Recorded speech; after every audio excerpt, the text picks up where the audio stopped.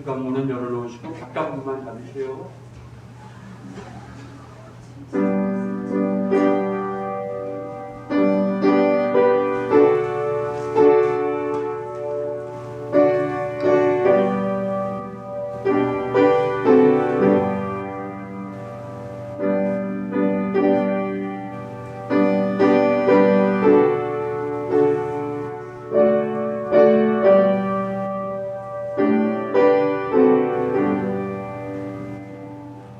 너희는 여호와를 만날 만한 때에 찾으라.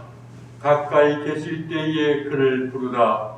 악인은 그의 길을, 불의한 자는 그의 생각을 버리고 여호와께로 돌아오라. 그리하면 그가 긍휼히 여기시리라. 우리 하나님께로 돌아오라. 그가 너그럽게 용서하시리라. 이는 내 생각이 너희의 생각과 다르며 내 길은 너희의 길과 다름이니라. 여호와의 말씀이니라. 주님, 저희의 발걸음을 예배의 자리로 인도해 주셔서 감사를 드립니다. 하나님, 오늘 이 예배에 주님의 거룩한 영께서 임재하시고 인도하셔서 신령과 진정으로 예배드리게 하셔서 우리를 향하신 하나님의 사랑에 눈을 뜨게 되는 예배가 되게 하시고, 이를 통해 주님께서는 영광을 받아 주시옵소서. 감사를 드리며 예수님의 이름으로 기도합니다. 아멘. 경배 찬송 19장 1절 찬송 드립니다.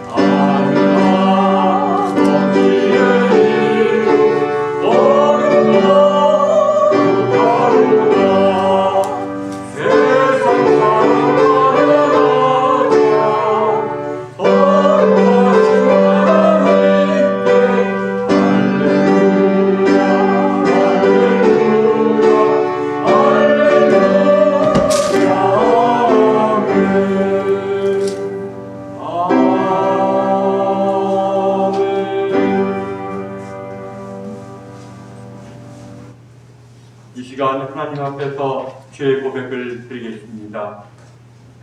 사랑의 하나님, 저희는 때때로 주님의 곁을 떠나 길 잃은 양처럼 방황하여 육신의 욕망에 집착하며 살아왔습니다. 또한 주님의 말씀을 저버리고 빛의 자녀된 삶을 살지도 못했습니다. 용서의 하나님, 죄를 고백하고 회개하는 저희의 기도를 들으시고 자비와 긍휼을 베풀어 주옵소서. 우리 주 예수 그리스도의 이름으로 기도드립니다. 아멘. 죄사함 받기를 원하는 교우 여러분, 용서하시는 하나님의 말씀을 들으십시오. 만일 우리가 우리 죄를 자백하면 그는 미쁘시고 의로우사 우리 죄를 사하시며 우리를 모든 불의에서 깨끗하게 하실 것이요. 아멘. 교동문 118번입니다.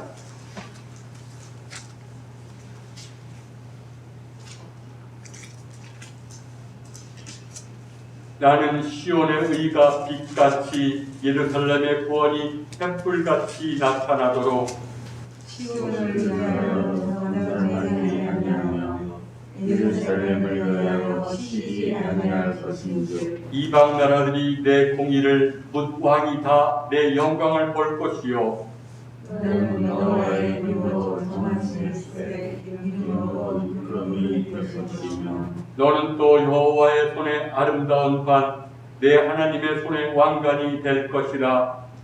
원하건대 주는 하나님을 부르고 경외하시고 주 앞에서 손들이 진동하기를 불이 섭을 사르며 불이 물을 끓음 같게 하사 주의 원수들이 주의 이름을 알게 하시며 이방 나라들로 주 앞에서 떨게 하옵소서.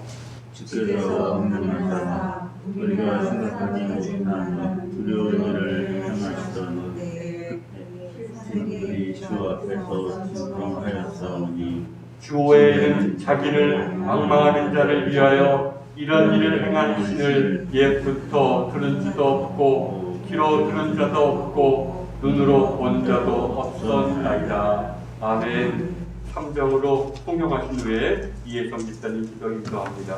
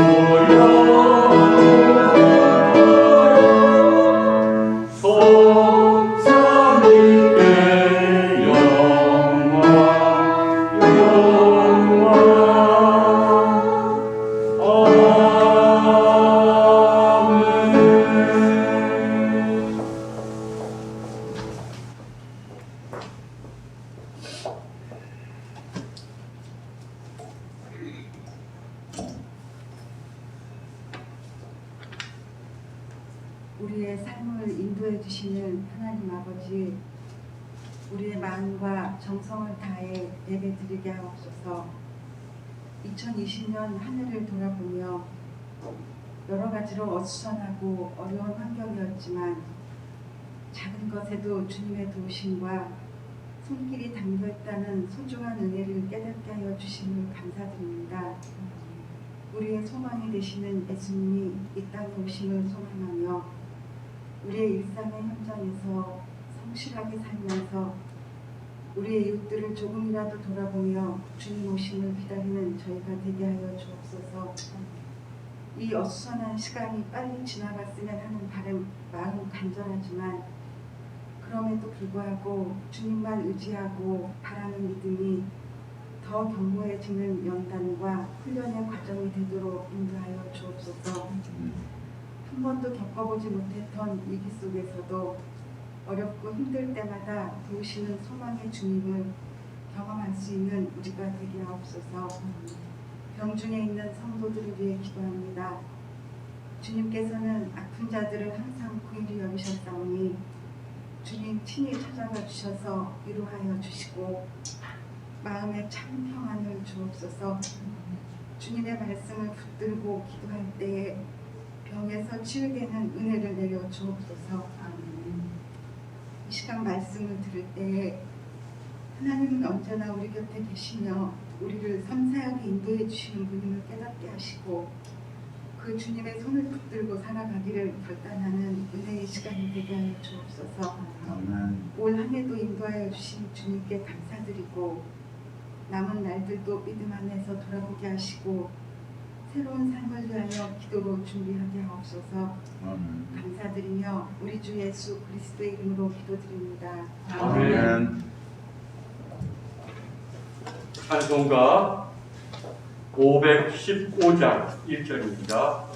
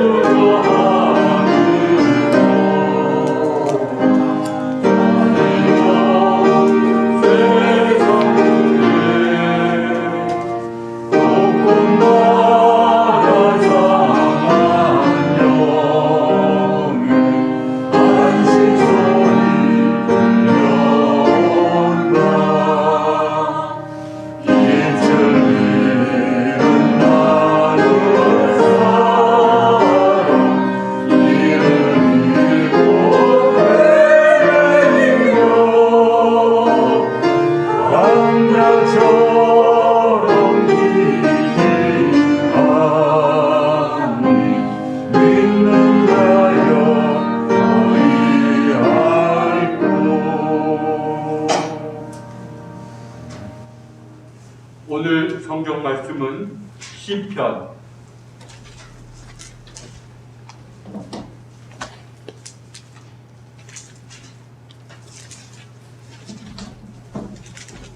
46편 10절 말씀입니다.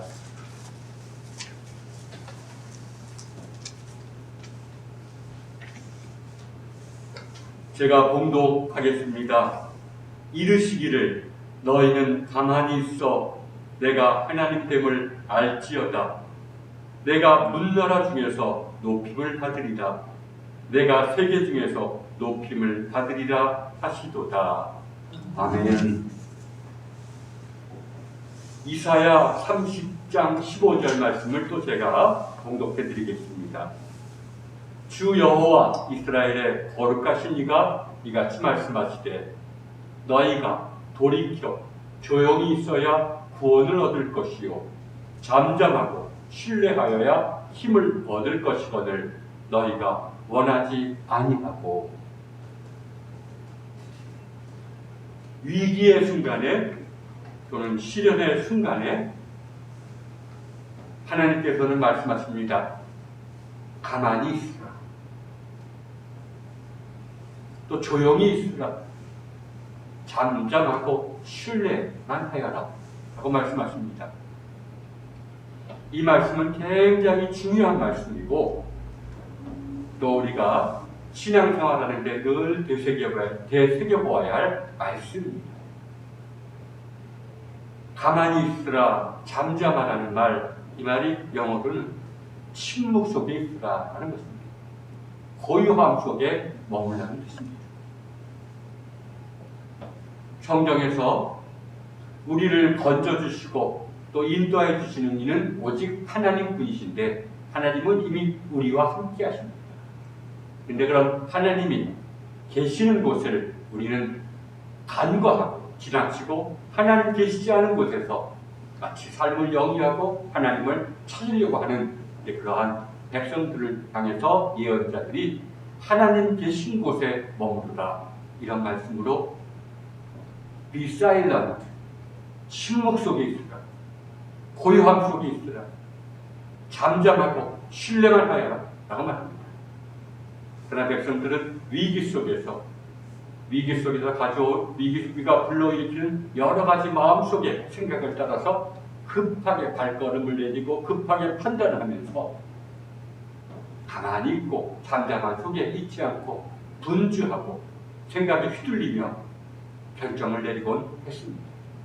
이러한 백성들을 예언자들이 꾸짖으면서 너희는 위기 때 너희를 건져주시는 분은 하나님이시다면 하나님 계신 곳에 머물러 있으라 라는 뜻으로 이렇게 말씀하신 것입니다. 침묵하라, 고요함 속에 머물라, 고요함 속에서 하나님을 신뢰하라. 우리가 구약 성경에 의하면 하나님은 공간 속에 계시지 않습니다. 공간 속에 있는 그 어떤 것이 하나님은 아닙니다. 그래서 우상을 숭배하지 말라는 뜻이 바로 여기 있습니다. 공간 속에 있는 그 어떤 것도 하나님은 아닙니다. 오히려 지금 이 순간에 하나님이 계십니다. 지금 이 순간에. 그리고 우리가 지금 이 순간에 머무르는 순간 우리가 느끼는 것은 고요함입니다. 아무런 생각도 나를 차지하지 않고 생각에서부터 자유하죠. 아무 생각도 없는 그러한 상태가 바로 고요함입니다. 그래서 고요함 속에 머문다는 것과 지금 이 순간에 머문다는 말은 똑같은 것이고 그것은 결국 하나님의 임재 속에 하나님의 사랑이 눈을 뜨게 되는 장소에 내가 머무르고 있다는 사실을 얘기해 줍니다. 사실 우리의 마음이 고요하면 또 다른 말하면 평강하면 아무런 생각이 우리를 건드리지 못하면 우리는 그때 있는 것을 있는 그대로 바라보게 됩니다. 우리는 있는 것을 있는 그대로 바라보지 못합니다. 격정에 휘둘려, 불안에 휘둘려, 악한 생각에 휘둘려 있는 것을 있는 그대로 바라보지 못합니다. 그래서 도스토옙스키라는 러시아의 문호도 오직 고요한 자만이 위대한 힘의 원천, 고요함만이 위대한 힘의 원천이라고 얘기했습니다. 고요함 속에 머무는 자만이 올바르게 바라볼 수 있고 올바르게 자신에게 주어진 힘을 주위 사람들과 나눌 수가 있다는 것입니다. 고요하지 못할 때 내가 결단하면 결국은 그것이 일을 망치고 나와 다른 사람에게 해를 끼친다는 것이기도 합니다. 그러나 고요함 속에서는 있는 것이 있는 그대로 보이고 더 나아가서는 그 안에서 우리를 정화시키고 또 우리에게 당신의 신비를 드러내 주시는 하나님의 사랑에 대해서 눈을 뜨게 되는 것입니다. 진정한 고요함은 하나님을 향한 신뢰와 사랑을 가져오게 됩니다. 진정한 고요함 속에 있을 때 하나님의 사랑에 눈을 뜨게 되고 하나님을 신뢰하게 되는 것입니다. 그래서 우리가 찬송가에도 있듯이 고요한 밤 그리고 거룩한 밤입니다. 고요함 속에 있을 때 우리는 거룩함을 느끼게 되는 것입니다. 거룩한 분의 사랑에 눈을 뜨게 되는 것입니다. 그러나 우리가 고요함 속에 머무를 수 있다는 것은 우리가 우리의 부패한 본성과 이러한 본성을 통해서 나오는 여러 가지 악한 생각들로부터 해방되었다는 증거입니다. 본성에 휘둘리는 한, 본성을 통해서 나오는 악한 생각에 휘둘리는 한 우리는 고요함 속에 머무를 수가 없고 지금 이 순간을 살 수가 없습니다. 늘 과거를 헤매거나 미래에 대해서 염려하거나 늘 여러 가지 소음에 휘둘리면서 내가 어떻게 사는지 모르는 것입니다. 그래서 내가 고요함 속에 머무를 수 있다는 것은 내가 하나님의 은혜로 내 본성으로부터 그리고 본성을 통해서 나오는 악한 생각으로부터 자유로워졌다는 증거입니다. 그러나 거꾸로 생각해보면 우리가 고요함 속에 머무를 수 없는 것은 우리가 한시라도 고요함 속에 머무르지 못하는 것은 아직 우리의 지성과 우리의 의지와 우리의 감각이 우리의 본성에 매여 있고 또 본성을 통해서 나오는 생각에 우리가 자유롭지 못하다는 증거가 아닐 수가 없습니다. 그래서 참 하나님이 계시는 지금 이 순간에 고요함에 머무르기 위해서는 우리에게 회개가 필요합니다. 돌아서는 삶이 필요합니다. 회개란 하나님의 계명을 묵상하고 실천하는 것을 뜻하지만 내적으로는 이러한 행위를 통해서 내 본성과 또 그를 통해서 나오는 생각에 매여 있는 나의 지성과 의지와 그리고 감각 결국은 내 마음을 정화시켜 나가는 과정입니다. 주님의 도우심을 통해서 마음이 정화되지 않고는 예수님께서 말씀하셨듯이 하나님을 볼 수가 없습니다. 하나님의 사랑을 느낄 수가 없습니다. 하나님의 사랑에 눈을 뜰 수가 없습니다. 그래서 고요함 속에 있을 수가 없습니다. 나는 지금 이 순간에 내 몸은 있는데도 내 지성과 내 의지는 항상 있지도 않은 과거나 있지도 않은 미래를 헤매다가 결국은 시간을 낭비하게 되는 것입니다. 그래서 회개의 목적은 무엇이냐? 고요함입니다. 따라서 회개를 통해서 내가 늘 내 마음을 통해서 살펴봐야 될 것을 내려놓아야 될 것은 뭐냐면 고요함을 방해하는 것입니다. 무엇이 여러분의 고요함을 방해합니까? 바깥에서 들려오는 소음도 때로는 우리가 고요함 속에 머무르는 것을 방해하지만 그것은 별로 대수롭지 않은 것입니다. 결국은 우리 안에서 떠오르는 생각들, 우리 안에서 떠다니는 생각들이 때문에 우리가 참 고요함 속에 머무를 수가 없는 것입니다. 그래서 때로는 신경이 예민해지고 때로는 중요한 것과 중요하지 못한 것을 분별하지 못하고 때로는 과도한 신경 과민에 빠지기도 하고 때로는 이유 없이 분노에 빠지기도 하는 것이 바로 우리의 시선이 우리 이런 생각들에 휘둘리기 때문에 우리가 늘 불안하게 되는 것입니다. 그래서 이런 의미로 이 아르세니우스라는 교부는 일단 구원을 원하는 성도들에게 고요함 속에서 하나님의 사랑에 눈을 뜨게 되기를 원하는 성도들에게 먼저 떠날 것을 요청했습니다. 떠나라는 것은 세상에 대한 애착을 내려놓으라는 것입니다. 세상에 대해서 애착을 갖는다고 내가 더 부해지는 것도 아니고 애착을 갖는다고 내가 성공하는 것도 아닌데 끊임없이 악한 생각이 우리에게 세상에 대해서 애착을 갖도록 하는데 그런 애착을 내려놓으라는 것입니다. 사람마다 그 애착이 다르겠지만 어떤 사람에게는 자녀요, 어떤 사람에게는 성공이, 어떤 사람에게는 건강이, 어떤 사람에게는 물질이겠지만 원한다고 주어지는 건 아닙니다. 주님께서도 말씀하셨듯이 염려한다고 치를 잘하게 하는 것도 아닙니다. 부질없는 염려요 걱정인 줄 압니다. 그래도 우리의 시선이 그런 악한 생각에 휘둘려서 시간을 낭비하고 내 마음에 커다란 상처를 가져다 주는 것입니다. 그래서 일단 떠나라. 애착, 내가 무언가에 애착을 느끼고 있다면 그런 애착과 집착을 내려놓을 줄 알아라. 그리고는 침묵할 겁니다. 이런 침묵은 다른 사람과 말 안 하는 것을 여러 하나의 형식이지만 결국은 내 안에서 떠오르는 생각과 대화하지 말라는 겁니다. 이런 생각이 들 때 그래 맞아 아니야 맞아 결국 대화하다 보면 넘어가게 된다는 겁니다. 생각이 나를 찾아오더라도 무시하라는 겁니다. 무시하라는 겁니다.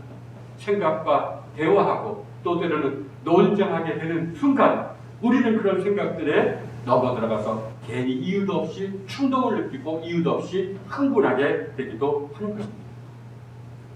여러분, 러시아의 문호인 솔제니치라는 사람, 젊은 사람들은 잘 들어보지 못한 이름이지만 저희 세대 때는 많이 들어본 이름입니다. 그 구소련의 민주화를 위해서 평화를 위해서 애써온 하나의 문호입니다. 그래서 이 솔제니친이 말합니다. 평온한 만이나 너울이 거의 없는 고요한 작은 호수는 흔들리지 않는 파도에 의해서 흔들리지 않는 호수나 평온한 어떤 만은 물에 비치는 가까운 나무의 작은 잎, 구름의 연한 솜털, 청명한 하늘색을 그대로 비춰준다고 합니다. 그러니까 올바르게 보니까 올바르게 판단할 수 있고 올바르게 판단할 수 있으니까 그것이 힘을 얻을 수가 있다고 말합니다. 그런데 사람들은 그렇게 하지 못한다는 것입니다. 왜? 애착을 내려놓지 않았기 때문에. 애착을 내려놓지 않으니까 내 안에서 나오는 생각과 끊임없이 대화하고 논쟁하기 때문에 마음의 평화와 고요함을 얻지 못한다는 것입니다. 따라서 우리는 회개라는 말을 온전히 이해해야 됩니다. 회개란 그래 내가 지은 죄를 내가 잘못했구나 하나님께 고백하고 끝내는 것이 아니라 그런 과정을 통해서 실제적으로 나의 지성과 의지와 감각이 정화되도록 하는 데 있는 것입니다. 주님께서 말씀하셨듯이 마음이 청결한 자, 마음을 정화시키는 자가 궁극적으로 하나님의 사랑에 눈을 뜨는 것이라는 것입니다. 여러분, 회개란 고요함에 이르는 것을 방해하는 것을 내려놓는 것이라고 할 수 있지만 결국은 회개란 하나님 아는 것에 갖고 있는 애착을 내려놓는 것입니다. 그러니까 회개의 목적은 고요함에 있지만 결국은 하나님의 사랑이 눈을 뜨게 되는 데 있습니다. 우리가 회개할 때 늘 우리 자신을 돌아봐야 됩니다. 내가 회개했다고 하지만 내 마음이 어떤가? 내 마음이 정화되었나? 내 마음이 고요한가? 전보다 더 고요해졌나? 내가 하나님 아닌 것에 아직도 집착하고 있나? 그것을 돌아보아야 됩니다. 그러나 여러분, 하나님 아닌 것을 내려놓는다.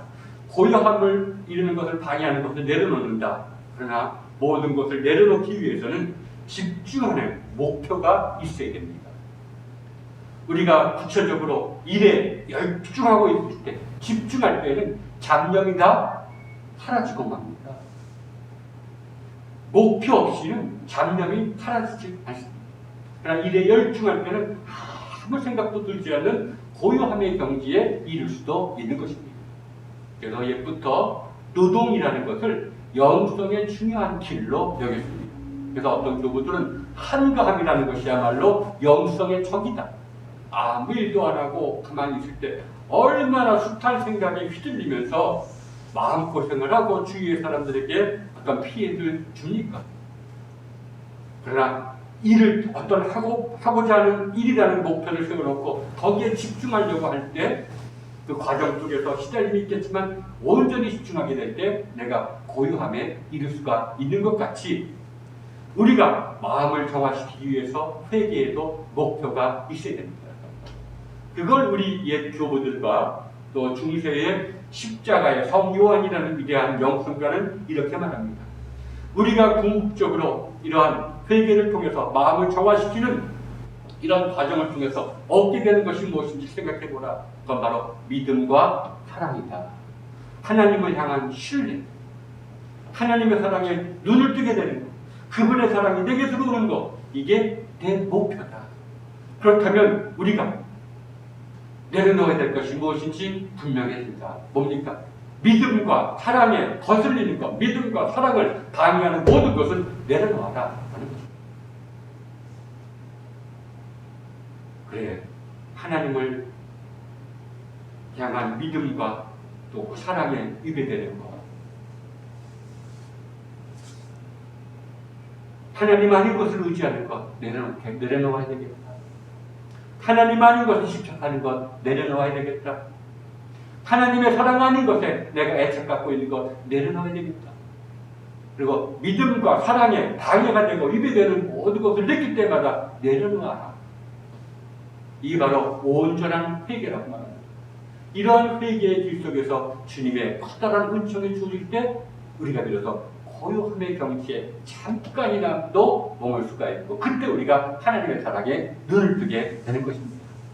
어떤 사람에게는 이것이 찰나의 순간일 수도 있고, 어떤 사람에게는 몇 시간, 몇 달이 될 수도 있는 것입니다. 사실 죄란 뭡니까? 죄란 우리가 히브리 말로 또 헬라 말로 뜻은 똑같습니다. 관역을 빗나갑니다.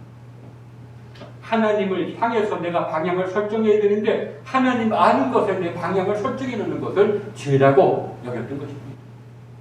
그래, 하나님 아닌 것에 내가 집착하고 하나님 아닌 것에 내 삶의 방향을 정해놓는 것을 내가 발견한 것이라면 그건 내려놓지 않는 한 그것에 의해서 우리의 마음이 휘둘리고 혼돈해져서 결코 하나님이 임재해 계시는 고요함의 경지에 이를 수가 없다는 것입니다. 이 고요함이라는 것은 또 여러 가지 평강이라는 것은 또 내적 침묵이라고도 말하는 것은 참 엄청난 힘을 가지고 있는 하나님의 임재의 장소입니다.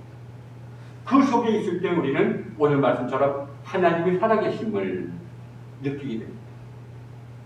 당연히 그러니 하나님을 신뢰할 수밖에 없게 되고 하나님의 사랑에 눈을 뜨게 될 수밖에 없게 됩니다. 또 그 사랑을 조금이라도 체험하다 보면 내 주위의 모든 위기와 시련과 헛된 불안과 염려들이 자리를 잡게 됩니다.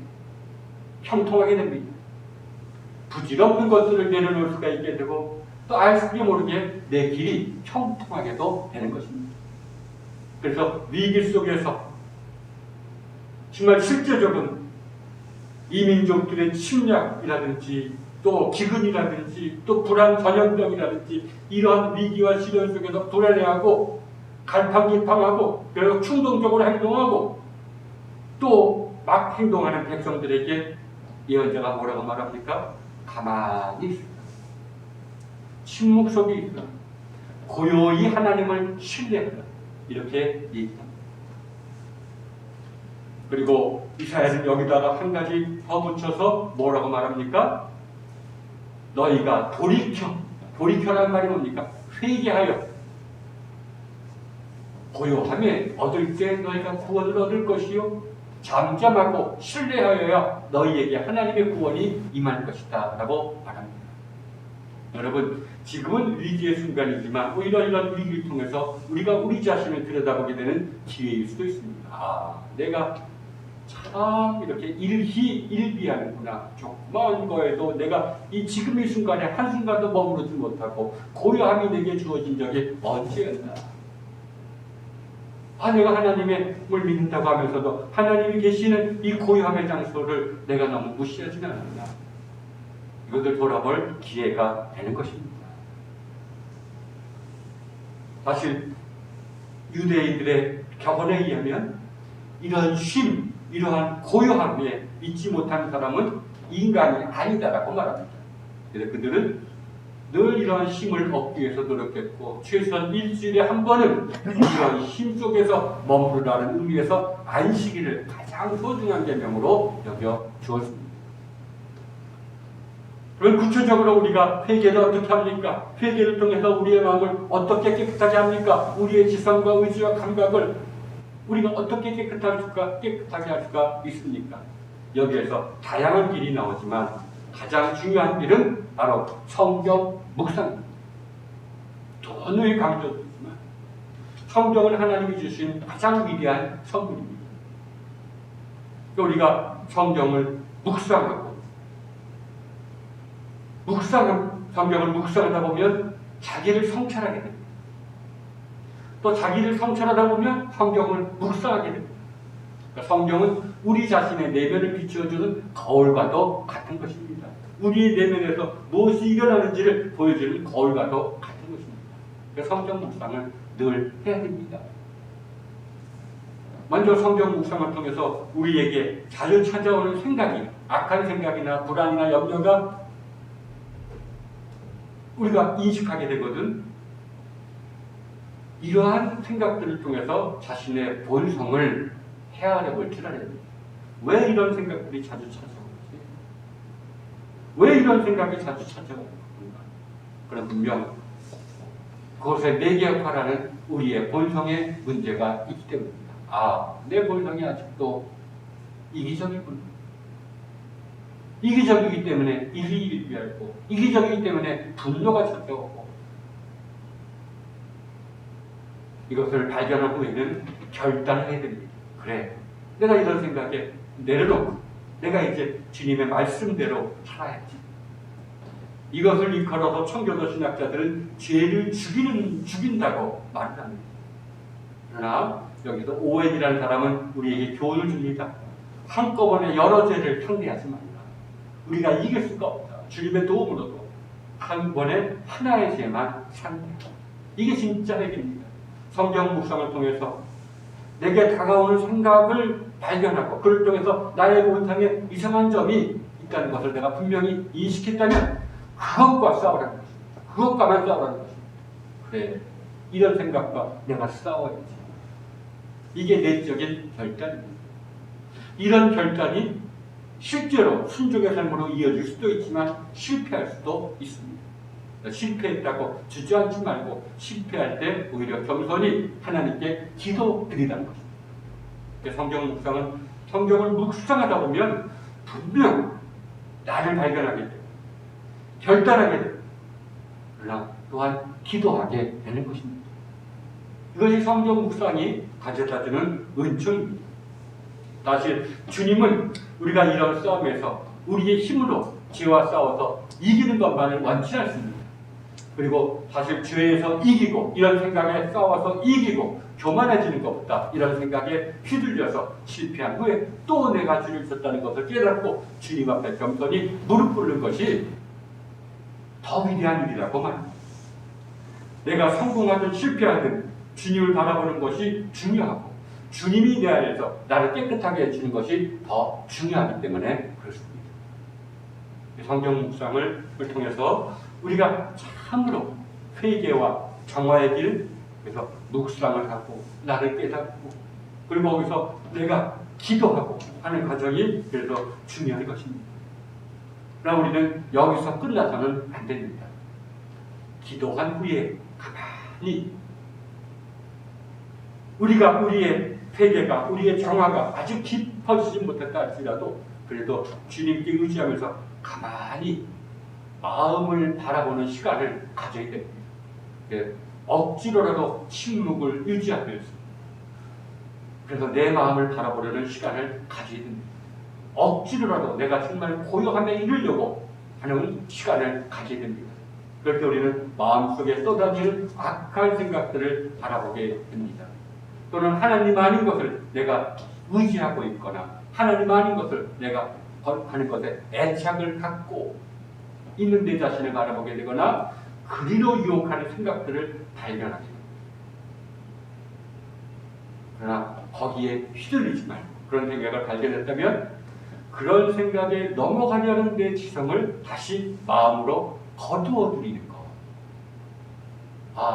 또 이런 생각들이 나의 지성을 유혹하는구나. 깨달을 때 내 지성을 거두어들이는 이런 것.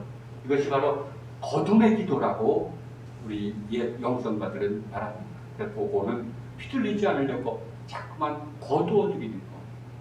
또 우리가 3세기의 교부들은 바로 이런 가만히 앉아서 내 마음을 들여다볼 때 내 마음을 더럽히거나 나를 충동적으로 이끌려는 생각들을 바라볼 때마다 주님의 이름을 불렀습니다. 주님 저를 도와주옵소서. 주님 저를 불쌍히 여기소서. 이런 과정을 오랫동안 거친 때 어느 순간에 고요함이 내게 선사되고 하나님이 나를 사랑하심을 깨닫게 되는 순간이 다가오게 되었던 것입니다. 그래서 이런 것을 가리켜서 우리가 성경 묵상을 성령님이 오심을 간구하는 기도로부터 시작해서 성경을 읽고 성경을 묵상하고 그를 통해서 내 안을 내 내면을 깨닫고 결단하고 할 때 기도를 드리고 그러나 거기서 끝나지 말고 관상이라는 단계, 바라보는 단계까지 침묵 속에서 가만히 바라만 보려는 단계까지 이르는 것이 계속될 때 어느 순간에 우리에게 이런 고요함이 선사되면 하나님은 처음부터 나와 함께 하셨구나.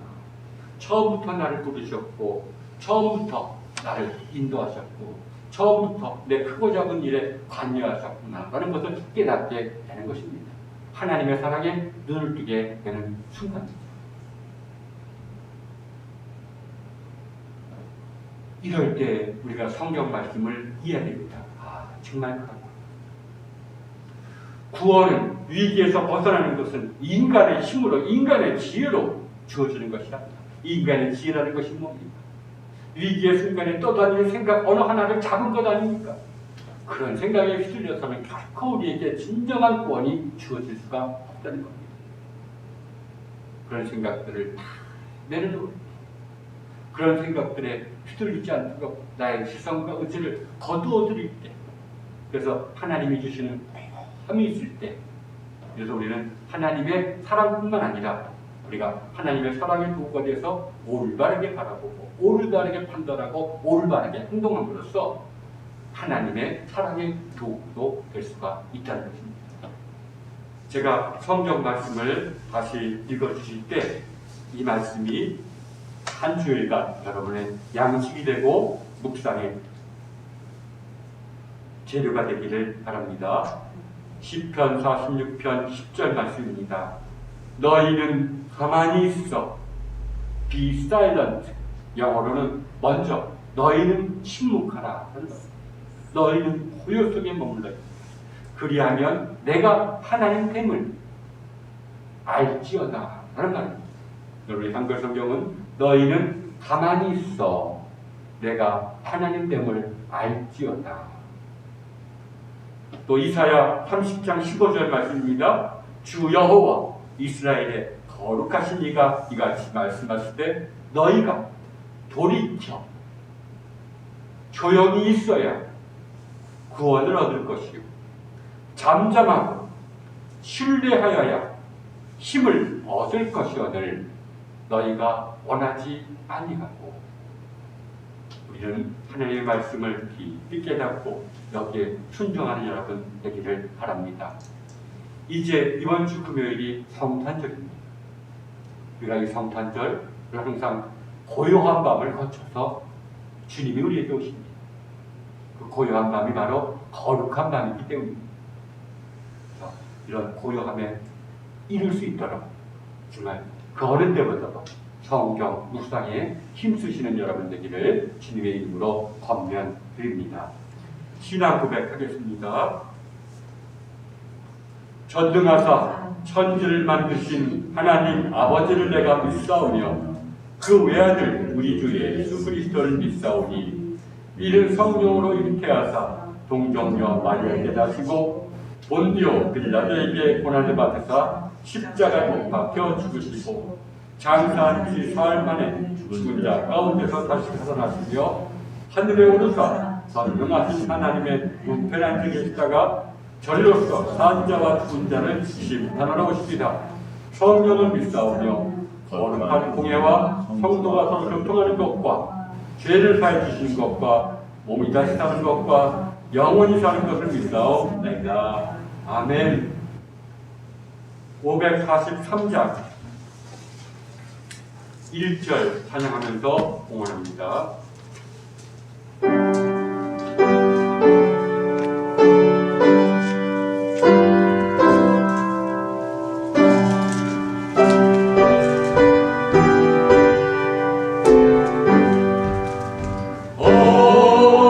어려운 일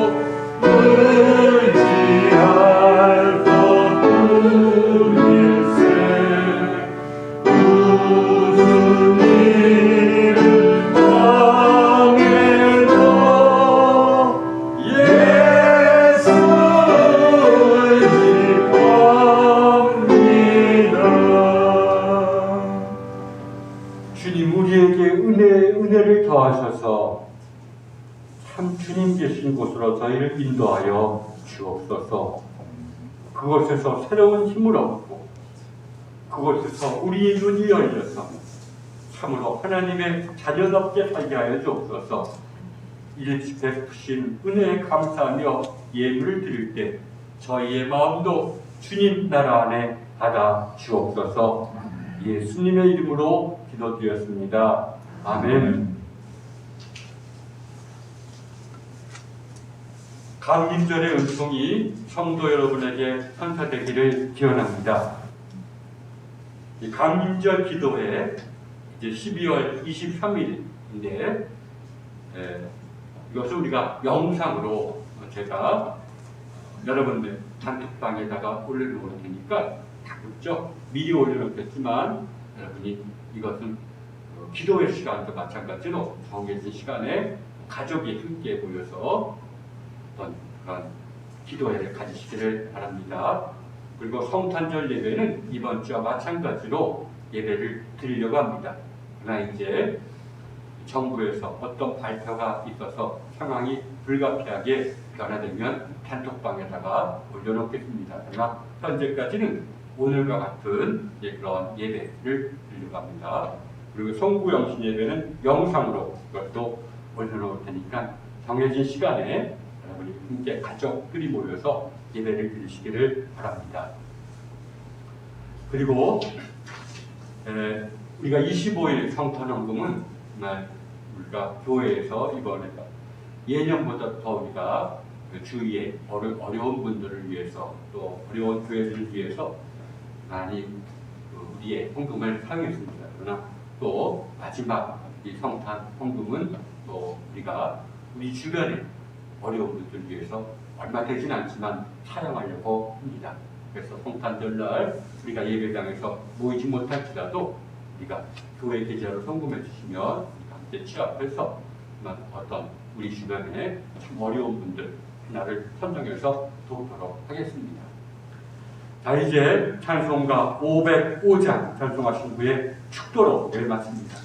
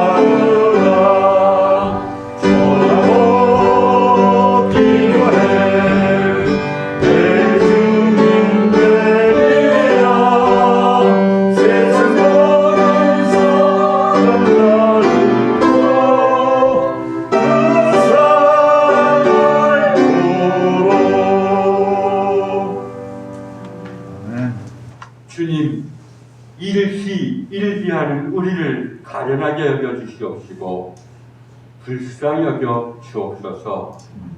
불안에 휘둘릴 때마다 우리에게 성령의 생각을 선사하셔서 성경책을 들게 하시고 성경책을 읽을 수 있게 하여 주옵소서. 불안 속에 휘둘리며 이리저리 행동하는 어리석은 자 되지 않게 하시고 불안할 때마다 성경책을 펼쳐서 읽고 묵상하는 지혜로운 자가 되게 하여 주옵소서.